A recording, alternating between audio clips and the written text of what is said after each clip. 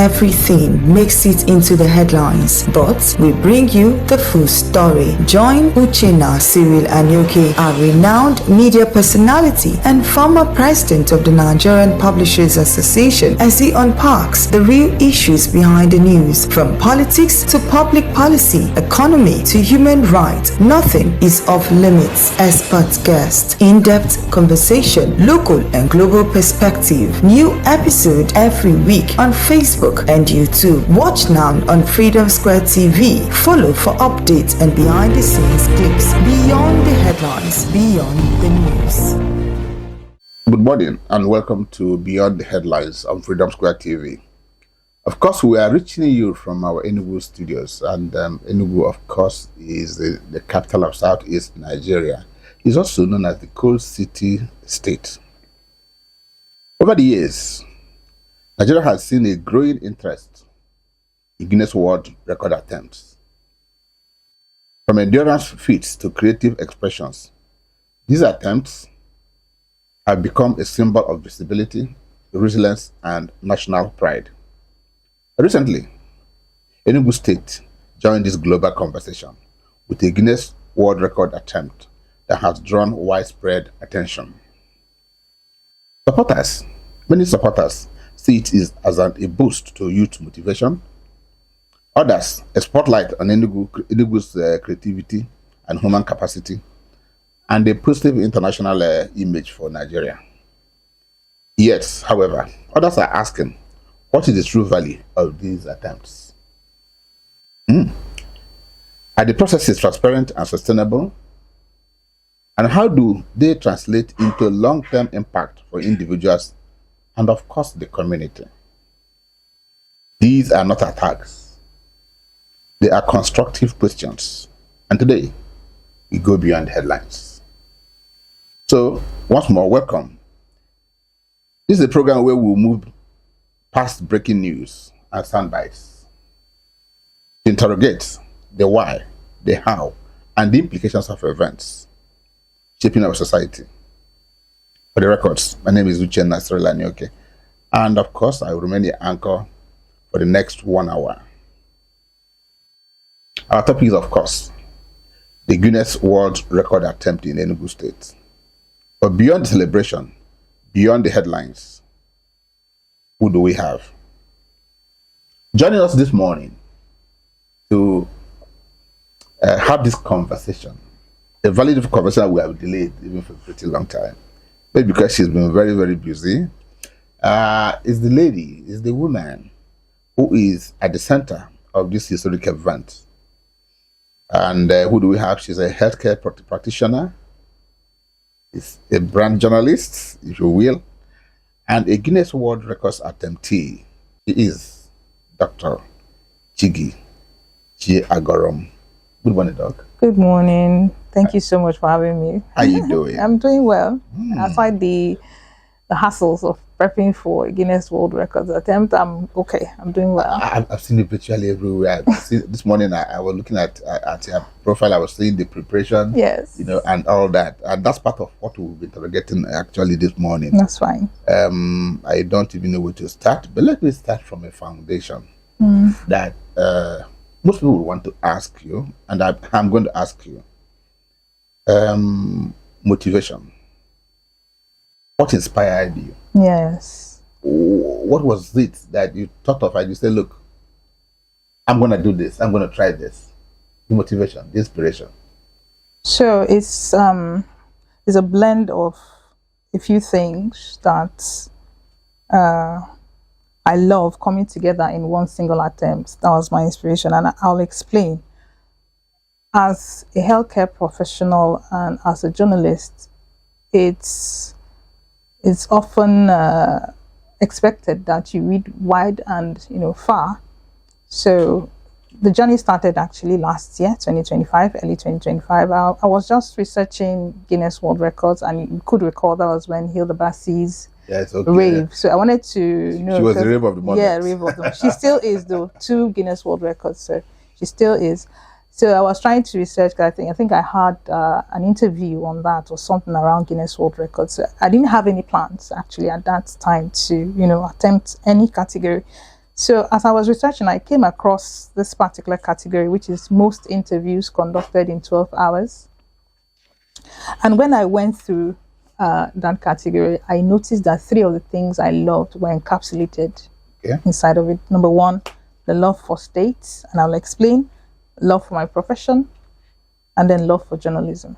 Because journalism is something I just came into roughly 5 years ago, and I'm loving every part of it.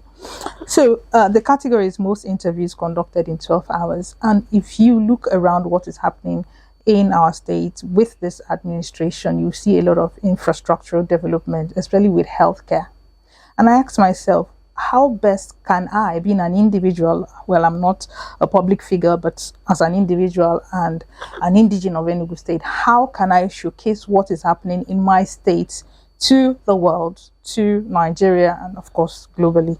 And I said, okay, so this category does it for me. It's a platform where I can talk about what's happening in Enugu State. And we predominantly decided, because the conversation is entirely under the purview of the person attempting it. Guinness World Records will not tell you what to talk about. And I said, okay, so let's talk about healthcare. Let's talk about the 260 units primary healthcare facilities that are coming across, that are coming up, or have already started running across all local government areas of Enugu State. Let's talk about renovations happening with the state teaching hospital. Let's talk about the diagnostic centers. Let's talk about the 300-bedded specialist hospital that is international, actually, that is coming up in Enugu State. Let's talk about this thing so that the world will know, and people, investors, can say, wow, so this is possible with Enugu. And one of the things I want to see for my state is to see Enugu State as a tourist site for medical tourism. If someone says, where can I get the best neurologists or the best cardiologists or the best pediatricians or the best labs for testing and diagnostics, the person should be told to come to Enugu, because we have the infrastructure, we have the capacity, we have the resources. So for me, that was what first inspired me to go for that category. And talking about all these things, of course, you've seen journalism come to play, because you'll be doing the interview. You've seen the healthcare come to play. But regardless, we try to be more inclusive, the team. You know, man shall not live by health conversations alone. Hello. Yes, so we talk AI, we talk insurance, we talk fintech, we talk relationships, we talk entertainment, right? So it cuts across, but predominantly it's going to be about healthcare. We even have the Commissioner for Health, you know, as one of the interviewees. So these are basically the 3 major things that inspired me. But when I went into preparations, I added a 4th category of things that inspire me, and it's the people that I've met along the way. People like you, people who have stuck their necks out. And if I actually think of backing down, I can't, because there are people that I cannot disappoint, right? Okay. So those are my, motivations. Oh, quite a lot, and quite comprehensive, multifaceted motivation. Well, a lot of people, what do they see? Just the final outcome, at the end of it all, they say, oh, this has happened. Yes. But like you said, months of preparation. Yeah. Weeks of preparation. So can you walk our viewers through the mental, the physical, and the logistical demands involved in preparing for a Guinness World Record attempt? I know it's quite huge. Massive. Take us through it. So let me say this. I'll try and compartmentalize so that we don't overwhelm our viewers. Yes, please. So it's massive. So let me put it out there. However, there are 3 major, parts to this, and you've mentioned into this preparation. You have the mental aspect, the physical aspect, and of course the process or logistics, if you may. So for logistics, let me start with that. I have a team. You have to form a formidable team of individuals who are professionals, consultants, depending on the category that you are going for. For example, I'm going for most interviews. So of course, I have a publicity unit. I have the interview unit, because we have to onboard over 100 persons for the interview. We have the witnesses. Those are adjudicators. We have the timekeepers, because you're racing against time, right? So you have to pull together a formidable team, and you are the executive director. In my case, I'm the executive producer, rather. I'm the executive producer. I'm still the one attempting. So because of that, I have to conserve my energy, because I'm the one bringing the team together and making sure, charting the course for them. I'm still the one that is going to sit down for 12 hours to break this record. So that takes us to the physical and the mental aspect. So I try to conserve my energy, try to manage my time, try to allocate and reallocate resources. I mean, energy. I know the things that I don't have to do because it will deplete my energy that I need to break the record. So I allocate resources that way. And then mentally, I think for me, the mental preparation is even more important than the physical preparation. Why do I say this? Because I take my reference from the Bible. It is the spirit of a man that sustains the man. So if your mind is strengthened, it can take you through those hours that your body is telling you need to rest, you need to stop, you need to quit. So for me, I do a lot of conditioning, mental conditioning. I'm a Christian. I pray a lot because I know that within this event, even prior to the event, there are circumstances you cannot control. And I put those things in prayers. And I trust that Providence, God, will handle those ones. So I meditate a lot. I pray a lot. And I also try to get some rest physically. I also try to do a lot of stretching. I don't do high intensity.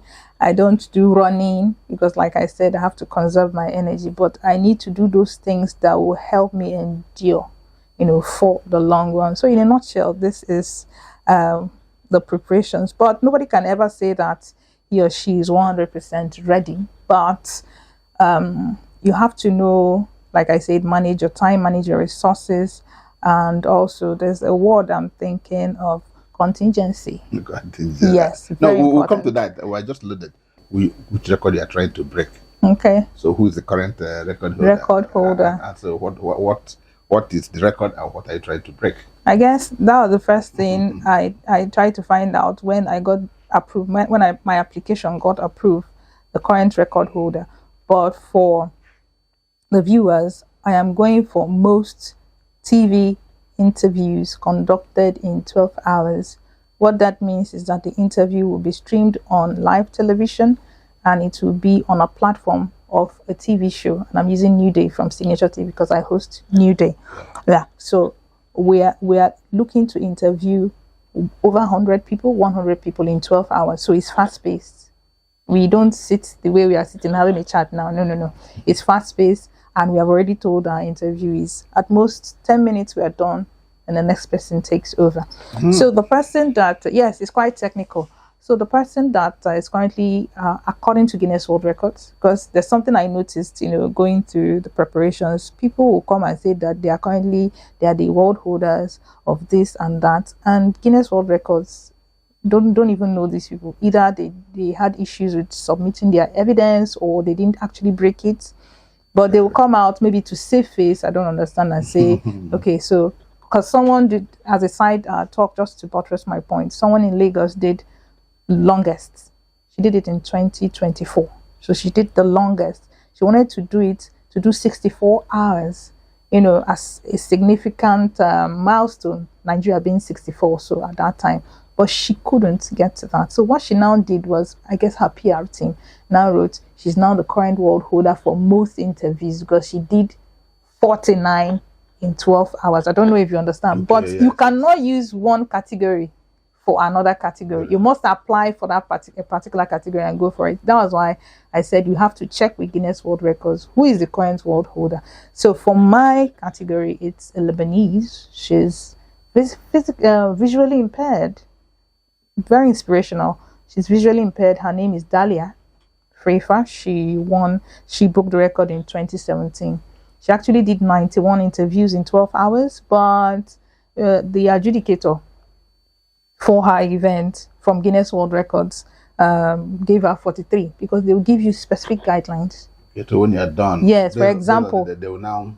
For example, for each interview, you don't ask a yes or no question. You don't interrupt your guests, and your questions should be at least 5 for it to be in their own, standard and interview. Yeah. Yes. So Yeah, well, my sister, you're on a long call. But already just speaking with you now, we just give an idea. You relaxed, you're mentally prepared, you. yeah, we've done our rehearsal. We did it sometime last month, and we saw some of the gaps, and we are trying to see how we can mitigate any eventuality. And somebody's wondering how will you ensure that 100 different guests interview remain fresh and don't become repetitive. Okay, so you are not permitted. That's one of my guidelines. You're not permitted to use aids or phones. So the onus is on you to generate organic conversation.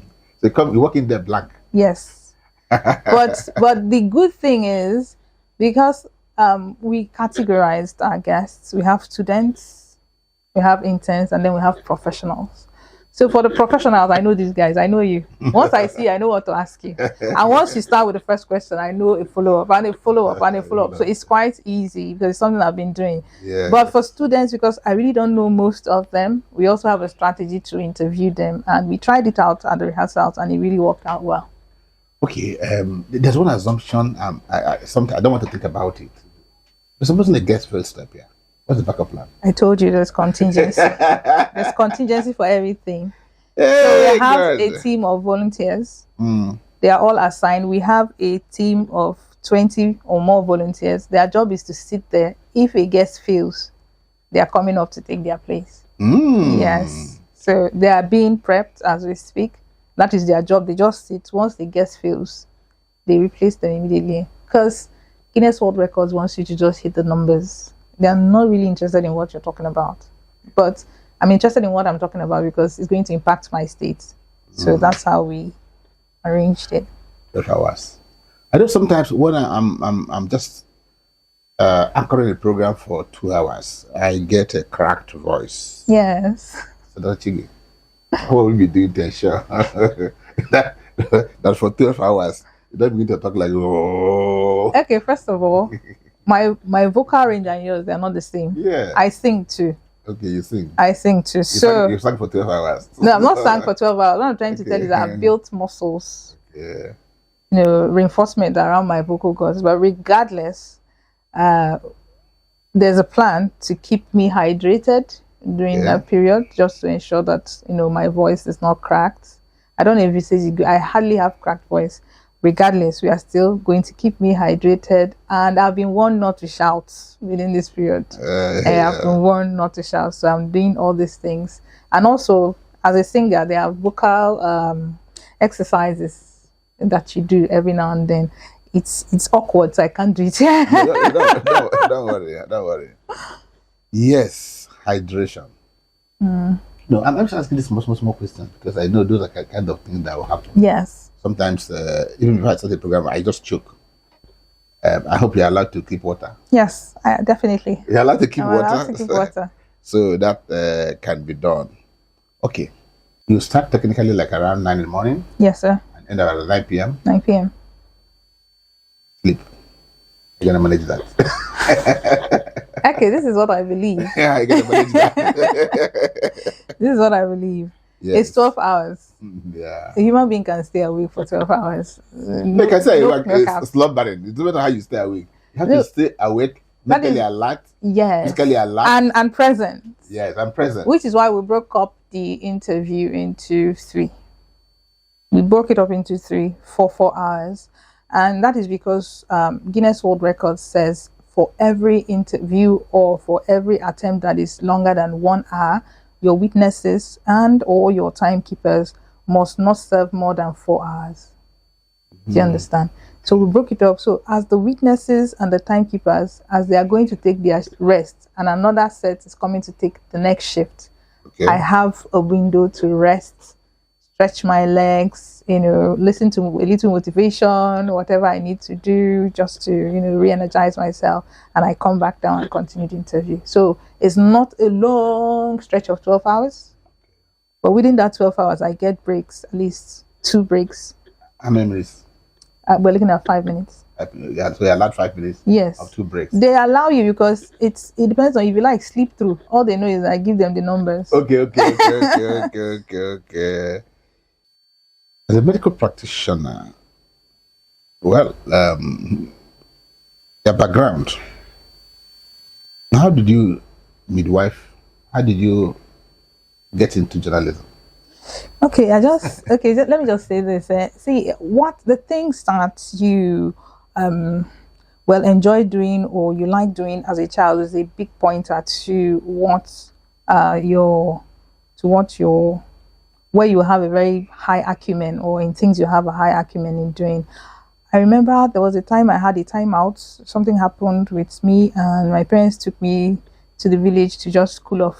You know how it can be. So I noticed that I got very endeared to talk shows, opera. I wasn't watching films because I know I liked watching films, but these talk shows, I would just listen to opera, Gail King, then Nigeria, Amata, Mo Abudu, the queen herself. So, and I'll be like, my goodness, I like this. So I know that my parents want me to do science. I know I want to do science because growing up in our time, once you're smart, you're doing medicine or something like that. But I was so intrigued, and at the end of each program, I'll get a biro and a paper, and I'll write down the end credits. So there's a creative director, there's the studio manager, there's a director, there's a producer. I'll write them down, trying to find out what their jobs were. But fast forward to adulthood, of course, I did my medical thing, but I knew there was something missing. So in 2019, I saw a flyer randomly, West Africa Broadcast and Media Academy. Okay, they were doing presentation training. I was like, everybody needs to know how to communicate, so why not? So I enrolled. You mentioned the Ejiofor, Kevin Ejiofor, and the late Jikato. Okay, Jikato. Yes. Fantastic guy. Yeah, fantastic. I don't like speaking around him because he'll be like, no, this is wrong. No, this pronunciation, it's the inflection is, Yes. Okay, so his late got rested. So yes. I did that training, and after the training, I got a call. For an audition for their fake news debunker show. I came, did the audition, I got the job. So I did fake news debunker for quite a while, I think 3-4 years. Then Signature TV came calling. So it's been, that was how I got into journalism. It was actually a smooth transition. There was this willingness, there was a hunger, there was a thirst to get involved in journalism, and then you took the right path. You didn't get crushed into journalism. I don't think I did. You did not get crushed into journalism. All of your guests will not be gentle. That's me without considering that a guest gives a controversial answer or begins to be too long in explanation. What you do? I will handle such a guest. Because you gotta come across as I love that question, which is why we were having a conversation just before the show started. Yes. I was telling you that there's this dilemma. How do I handle it? And you told me tact is everything. You just have to be, because it's my show. I'm the pilot. You can't come and take over my show. So yes. I must find a tactful way of, redirecting. I get it all the time, even at Signature TV, where either the guest goes off script or starts saying controversial things, and I'll know how to redirect back to the conversation, at hand. And when it comes to a guest overstaying, we'll have a timer, I'll have a prompter, and I'll be there. I'm not allowed to interrupt a guest, or it will be, voided. So we have someone that will raise a red flag behind the camera to tell the guests, be rounding off. So we hope that works, actually, because at this point, you don't have control over that one. But we have been sending messages. I'm sure you must have gotten some messages. Just be brief and be precise. And even at the event, the project managers will reiterate the fact that guests, guys, we need to just to the point. So I think my own pattern may be wrong. I'm looking that most interviews will be 7.2 minutes. On the average, yes. 7.2 yes. minutes. How did you guess? Well, I prepare for interviews. Wow. Wow. From the rehearsal, yes. On the average, it was 7.2 minutes. Okay, that's just about that. But you know, you're going to have a live and online audience. So is that Yes, correct? yes. So, how are you going to manage those? Okay, so no. It's a valid question. So once I mount the stage, I lose control over everything that is You're like happening. someone who is wedding, and you are now in You're just there. I want to throw something at someone for misbehaving. Yes. So once I'm there, I lose, control, and I'm someone who likes micromanaging, but I'll have to trust my team. That was why I mentioned earlier, you have to have a formidable team, people who actually know what they are doing. So for my publicity team, we have social media. So we have a team of 3 editors, social media editors, that will be on ground. We are streaming live on Signature TV, YouTube, Signature TV, Facebook, then Dr. Chigi TV, YouTube and Facebook. So those social media guys, they will engage with the online audience. They are posting at real time. So they're the ones, handling that one. I have zero control. I don't. Absolutely. I don't know. I can't handle that one. So they are the ones handling it, and they're on ground. One of the things I know people get excited is to have a certification of a Guinness World Record. They look forward to that, and then of course maybe the next edition of Guinness World Record then would be there. So anybody who conducting a research will see most interviews in 12 hours goes to Dr. Chigi. It's not sounding bad. It's sounding good. Actually, I like the sound of that. So if that be apart beyond that, how do you want this interview to impact the media space? Okay, getting the is a satisfaction. Yes. So what of the media space? What do you think it will do to those of us who are in the media? Yeah. Okay, so for one, this event is something that you can't really predict all the outcome. You just know that if you win it, it will get visibility, it will give authenticity, but you really can't predict all the outcome. How do I want this to impact the media? I feel that the media space, for me, I've not really gotten that, what's the word? That acceptance. I don't know if I should say it here. I feel because I'm not originally, from journalism, I'm not really taken seriously and things like that. So I feel this attempt will be like journalism saying, okay, welcome, now you're one of us. That is one. Then secondly, I have a lot of follow-up programs in my head that I feel will get the visibility and the welcoming it deserves, after the attempt is broken. And I'll just give just one. I won't say more so that my people will not come for my neck. Okay. So there's this program we are trying to start. It's a vlog. Want to start it as a video long. Why I love ENUGU. It's a follow-up to this event. WHILE. Why I love ENUGU. So our job in that video log is to package sites, scenes, events, people, because the social media has so much empowered the wrong things. The social media is good, but the value system has so broken down that people are interested in the wrong things. So we want to use Guinness World Records as a platform to get visibility and authentication, to project some of those values. People, civil servants, ordinary people doing great things. This is why I love ENUGU. So the follow-up to this looks even more interesting. You're not letting the cat out of the bag. I already let the cat out of the bag. So if I run to your house, please don't give me refuge, because my people will come for me. That's a beautiful. I can begin to visualize it. Yeah. And I'm sure that would take you a lot of places. There's a question I'm afraid to ask, but I'm going to ask that question nonetheless. I'm already afraid.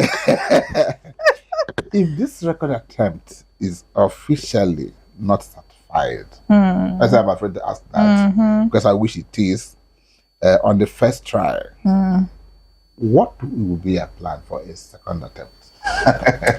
Okay, so okay, first of all, yes. All the very important. I've actually taken my mind to that part. What happens if this doesn't work out? Yes. On to the next great thing. It will take me time because a lot went into this one, but on to the next big thing because I'm someone in my palace, in my local palace, they say, you know what it means? Like, I think I have ADHD. Like, I can't stay still. Yeah. I cannot handle not handling something. You are. So, you know, when he's a kid, he's hyperactive. Exactly. Oh, my daughter used to say, because hyperactive. My first daughter. So the girl gave me wahala as a baby. Now she's quiet. It's funny. So we always say, this child, you're hyperactive. So one day I was just annoyed. Sorry, I'm taking a side, you know. It's okay. And she said, Mommy, you know it's because I'm hyperactive. So she told me, Mommy, you know it's because I'm hyperactive. So I'm like that. I believe that at the top of every mountain is the foot of another mountain that should be climbed. So I might not say I'll plan for a second Guinness World attempt. I'm not saying I won't. I'm just saying that it's always on to the next thing. There must be the next thing for me, right? So, okay. You've kind of casually talked about how our colleagues have taken this attempt. If I get you right, correct me if I'm wrong, you feel they still think you're an outsider. Yes, yes. They don't say it, but you see it in the action. You know, I listen to what people do much more than what people say. Yes, yes. So I see the the body language and the actions, and I know. Okay. But if you were to access media coverage of this efforts so far, how would you rate it? Okay, you mean social media? Media. Both traditional and social media. Okay, so let me see this. Social media, I'll give a thumbs up. For traditional media, I don't know why, but maybe it's part of why I said maybe this lady has not really been accepted as one of us. That's why I give kudos to Signature TV, because they've given me a lot of visibility being in traditional media. All that doesn't take me seriously. I think Signature TV is a hybrid. It's a hybrid. It's a hybrid. Yes, you're right. It's a hybrid. It's a hybrid. It's a hybrid. Because when you know is when you go online beyond the YouTube, the Facebook. Now is when you want to assess how many people that physically are watching it. Yes. So you discover that what you have is actually a social media show, much more than Letterhead. These days than they're on the television. Well, of course, you know this is the second screen. So they're more on their second screen. Yes, while they are. The first screen is there for. Yes. So when I started this journey, I wrote to several radio houses. I wrote to another traditional media house, but for the time I couldn't go to the States. Yeah. But I went to private one, and I didn't get as much excitement and response. I did. I hope that didn't discourage you at all. You can tell me. We would be here if you had discouraged you. Can tell. Okay, let me just do a quick transition. Yes, government, private institutions, and corporate bodies. How much support have you got?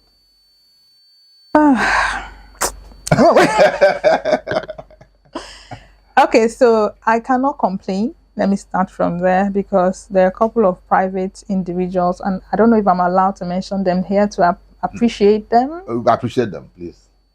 I'd like to appreciate the GMD of Copen Group. Yeah, Reverend Gochuchime. Our own Gochuchime. Yes, I'd like to appreciate the CEO of NAU Engineering and Properties, Honorable Uche Mobodo. Yes. I'd also like to appreciate my Oga himself, Prince V. Martin Obiora Ilo, yeah, and the MD of Diagnotronics, that's Dr. Humphrey Obiefule.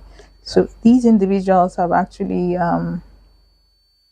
encouraged me, and shown me that they have my back, So I can't complain because I have individuals like this that have actually supported me financially.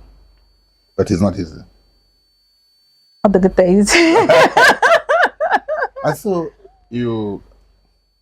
I didn't hear you talk about government. Interesting. Because 80% of what you'll be doing will be actually directing people on the activities of the government of Enugu State. Yes. From your opening statement, it will appear that you want to showcase, and even the post-event plans is also about showcasing. Okay, maybe we've not tried enough, and maybe after this show, you might see a government response. that is what it's looking like, because I did write, I did send a reminder, but I was told the government is interested in other things other than events, which is fine. So maybe they don't have a holistic understanding of what's happening. But I am not moved, because my motivation is not really the government. My motivation is first the fact that I'm a daughter of Enugu and I have something to give back. You know what the late former president of America said, JFK. Don't think what you're going to do. Yes, I love his speech. I love that speech. Just think about what you do for your country. It sounds cliche, but it's the truth. If we can have that change, switch in mindset, I think our country will be better. I think our state will be better. People are out to get, for example, people are expecting me, get from the government for this, get from the government. But I'm a daughter of this state and I want to give back, regardless of what governments of the season, what their reactions are. So let's be hopeful that after the event we'll get a response from the government. Okay. In fact, each time you now talk about Guinness World Record attempt, you will speak from experience, out of experience, and from experience. True. So, as we would consider that a younger person approaches you and says, "Doc, please guide me. How would I try to do this?" Oh, they've already started. Then, what will you tell them? So I get excited for them first. I get excited for them, yes. And then I walk them. But there's something I always look out for, because there's something I noticed in human beings: the excitement and then the willingness to pull through. There are people, once they see you, I want to be like this person, and they come to tell you, I want to. And I'll tell them it's good, but I want to see the follow-up. I want to see you, actually apply. I want to see you actually come and tell me your plan. So I don't waste my time and energy on someone who is not, but I've had people walk up to me and say, oh, we want to do this, oh, it's doable, oh, this, that. And I'm like, please, once I'm done with my event, let's have a conversation. But I'm sure to make sure that this person is serious and not just trying to, waste my time. So they've already started showing, and it excites me. Okay, I want to ask a question on the flip side of what I asked you. I asked you, assuming if this isn't officially certified, then I need to ask the question. I will come close. I come to ending this conversation. Success, assuming, and hopefully so, that you are certified as a record holder. How would you feel? Okay, so I've played this I've played this scenario like over and over and over. I can't tell you how. You don't know what you will do. I don't know what I'll do. I don't know what I'll do. Know, you won't hug a transformer. I won't, definitely not. You would be hugging a transformer. It would be, I think it would be a blend of a plethora of emotions. It will be a blend of several emotions.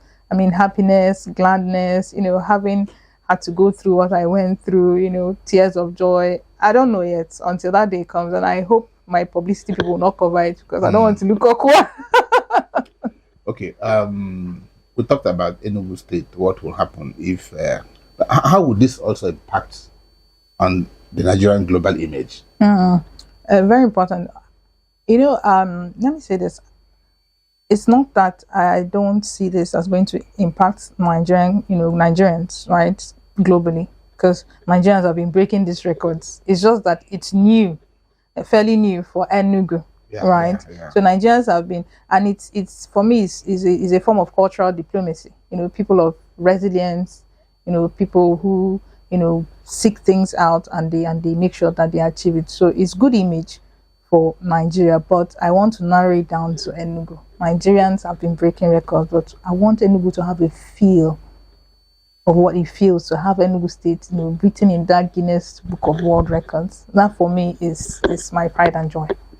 Okay, many people are watching you right now, and many people will still watch you via our YouTube channel. Look them straight in the eye. Got into the program and talk to them. I am Dr. Chigichi Agaram. I'm from Enugu State. I am attempting a Guinness World Records here in Enugu State at the International Conference Center, Enugu. Come February 14, 2026, that Valentine's Day. What better day to show love to your state than on a Valentine's Day? Don't go doing anything mommy will not be happy with, okay? I invite you, come and support Enugu State as we break this record and project Enugu to the global, onto the global stage. The time is 9 a.m. to 9 p.m. So come, chill, relax. There'll be comedy, there'll be food, right? There'll be vendors, there'll be food, there'll be drinks. So just come and spend your Valentine's, projecting Enugu onto the global stage. Thank you. Oh, I think this is a perfect, beautiful point to end this conversation. But before I do that, for those who are watching us, of course, remember you should always follow us on our YouTube channel, Facebook, at freedomsquaretv.com. Well, how do I wrap up? Okay, today's conversation reminds us that headlines may attract attention, but definitely analysis gives understanding and questions drive progress. The Guinness World Record attempt in Enugu is not just about breaking records. It's about ambition. It's about systems. It's about accountability. It's about national and state pride and state identity. Dr. Chidi, Sir, thank you so very much. thank you so much for sharing having your me. insights and exploring with us beyond headlines. And to our viewers, thank you so very much for staying with us. Join us again as we continue to examine many issues beyond headlines. Do have a beautiful day ahead of you. Thank you.